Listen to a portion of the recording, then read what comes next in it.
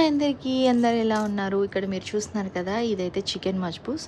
Kuwait special dish అని చెప్పొచ్చు. కువైట్లోనే కాదు, అన్ని అరబిక్ గల్ఫ్ కంట్రీస్లో చికెన్ మజ్బూస్, మటన్ మజ్బూస్ ఇది ఫేమస్ డిష్ అండ్ వాళ్ళ కామన్ డిష్, నేషనల్ డిష్ అని చెప్పుకోవచ్చు.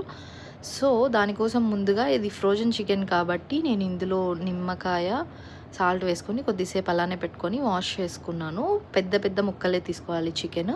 ఇక్కడ ఆయిల్లో వెల్లుల్లిపాయ, అల్లం, ఉల్లిపాయలు, స్పైసెస్, ఎండు నిమ్మకాయ అన్నీ వేసుకొని ఫ్రై చేసుకున్న తర్వాత ఈ చికెన్ పీసెస్ కూడా అటు ఇటు తిప్పుతూ ఫ్రై చేసుకొని అందులో టొమాటో, కొంచెం సాల్ట్ కూడా వేసుకొని కొంచెం మగ్గిన తర్వాత అందులో ధనియాల పొడి, పసుపు, మద్రాస్ మసాలా అని వస్తుంది. సో అది మీకు దొరికితే వేసుకోవచ్చు, లేదంటే మ్యాగీ చికెన్ స్టాక్స్ అని చిన్న చిన్న బాక్సెస్లో దొరుకుతాయి.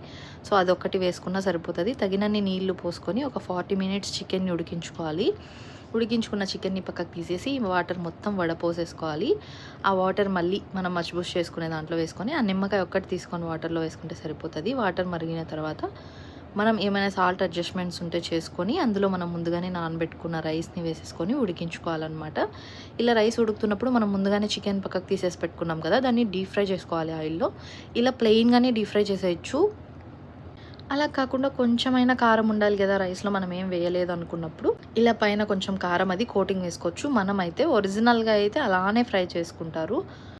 అండ్ దీనిపైన కొంచెం చిన్నగా కట్ చేసుకున్న ఉల్లిపాయలు, ఎండు ద్రాక్ష కూడా ఫ్రై చేసి గార్నిషింగ్కి రైస్ పైన వేసుకోవచ్చు.